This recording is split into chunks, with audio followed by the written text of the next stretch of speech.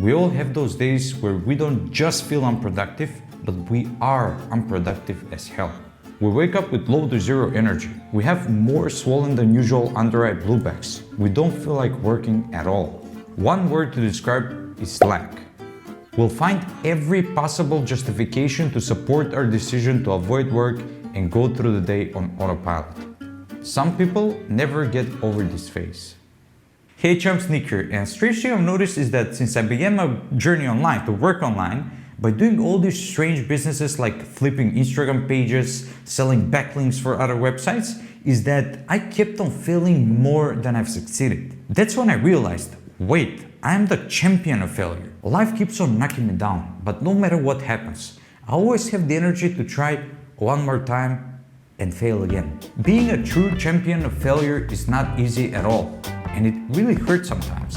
These punches are not always physical like getting beat up on my training, but sometimes they're the backstabbing of hackers crushing down my website, or people pretending to be businesses and scamming me for a shout out on one of my Instagram pages.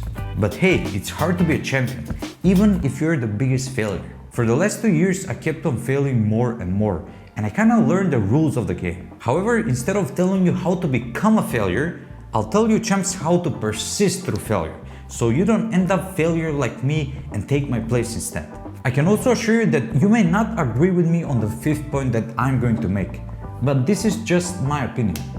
First, you learn only through failure, not through success. I guess this advice hasn't been working for me well, because failure is my second name. All jokes aside, failure is the most respected teacher in the world. It's like putting your finger on a hot stove. That's the first and the last time you're gonna do that. As Einstein said, when you sit with a nice girl for 2 hours, you think it's only a minute.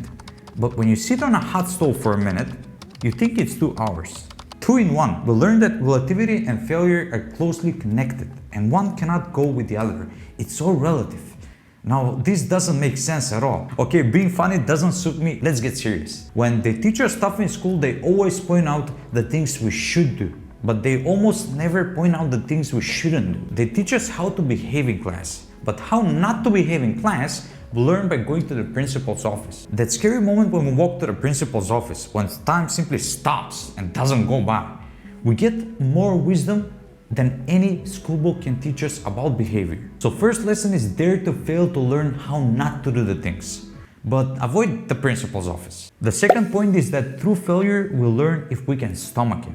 I hate to say this, and I may never say it again, but some people don't have the stomach to pick their pieces when everything seems like it's falling apart. They just mumble on and find justifications and excuses to support their broken mirror. They'll master the craft to avoid failing again, and they'll set up for a life, as I like to call it, the life of the flat line. They won't have any ups and downs, but they also won't die out of hunger. They'll wimp all their life on the rock bottom. For those who can stomach it, they'll find the first part of the road a lot more difficult. Unlike those who can't stomach it, they'll persist through horrors of obstacles. As a matter of fact, they might be on a great road to become a true champion of failure.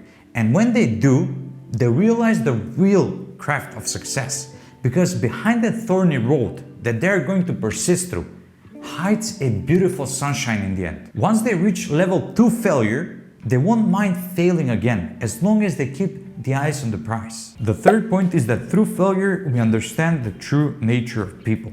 Before I became a true champion of failure, or another way to say this, before I set my foot in the jungle to succeed my way through, I had 10 to 15 close friends. They were with me at my happiest, always having a great time while we partied and got wasted like 13-year-olds, even though we were 20. Once I hit the stone wall of life or financial instability and crushed my car, dead drunk, which was entirely my fault, all my friends perished like ghosts. They really did, and they didn't need a lot of time, because a weeks after that, calls got reduced, I was excluded from every group chat, and they perished like Casper the Ghost. The beautiful part about this depressing story is that you realize who's your true companionship and who will follow you with the ring to the lava. There'll be golems and Samwise Gamgees, and a true Sam will be with you in the lowest.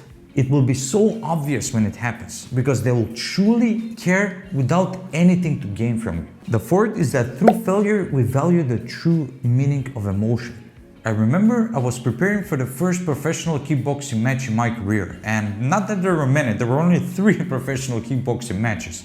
But for the first one, I put my heart and mind into training. I was exercising 6 or 7 times a week, sometimes twice a day. And I felt like I was unbeatable. And I thought that whoever got into the ring, I'll eat him alive. When match day came, I got into the ring and I almost lost with a knockout. I was so devastated at the loss because I thought that I couldn't lose. And I got so angry and pissed that I couldn't wait for the second match. The devastation and faith in combination got me so motivated that I trained twice as hard for the second match.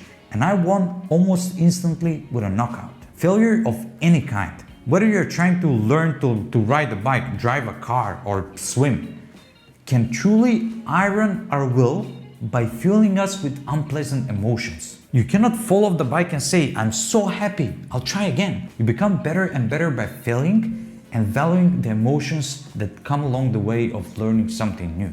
The mixed emotions you get does the magic of the process. Unconsciously and unknowingly, we learn to value the emotions, the good and the bad, that come along the journey. And the fifth and the last point that you may not agree with is that failure is the better part of success. Reading all these motivational books by Brian Tracy and Dale Carnegie really got me thinking, are these books even here to motivate me? Because in every book I read, there it is again. Failure is the best teacher. You'll fail a lot more than you will succeed. Failure is a must. Are they here to motivate me or break my will to 1,000 pieces? Once I set foot in the unknown by studying the journey online, I had at least 200 failed attempts to create my first website. And that was the easy part. Then was marketing, plugins, payments, taxes, writing, and you don't want me to continue. The point was that I failed 200 times and succeeded once. Voila, a website. Then failed 300 times. Voila, the first successful marketing campaign. Then failed 500 times by writing articles that sucked. And bear in mind that English is not my native language, as you probably noticed already by my beautiful accent. And then I hit one viral article. All the steps from A to B were just minor pixels in the whole screen. I got sucked in wanting to succeed that I forgot how many times I failed before that. And then there was a slight shift of consciousness in only 1 second. I was like, wait, do I enjoy failing or do I enjoy succeeding? Because no sane person would continue if they failed so much. Do I love doing this so much or am I just a masochist? I guess a little bit of both at one point. But then it clicked in me that failing is really the better part of success. Just like Joker is the better part of Batman. Sorry Christian Bale, a great actor, but without Heath Ledger, the movie would suck. The main protagonist is always the villain in the movie that makes the movie better. Just like Thanos in Avengers. It's a great analogy though, that life evils and all these bad emotions we feel is what makes us appreciate life at all. Spoiled kids always have worse emotional lives when they grow up, because they didn't get no for an answer. I guess you get the point already. Whoever says and thinks failing is easy, it's not easy at all, but it's a crucial part of life. Now, you thought this was gonna be a shitty video, right? Listening to a wise ass failure talking about success. But if you're here, you're kinda glad you finished this video, because next time you fail, you're gonna remember that you need to get back up, because this quote is the beautiful analogy of life. Hard times create strong men. Strong men create good times. Good times create weak men, and weak men create hard times. This wasn't my quote, obviously, but it was kind of the best finish for this video. And wait. I still see you haven't tapped that like button below. Make me a true champion of failure by tapping that like button below. And if you haven't, make sure to subscribe so I can share more practical advice on your YouTube feed. See you champ in the next video here.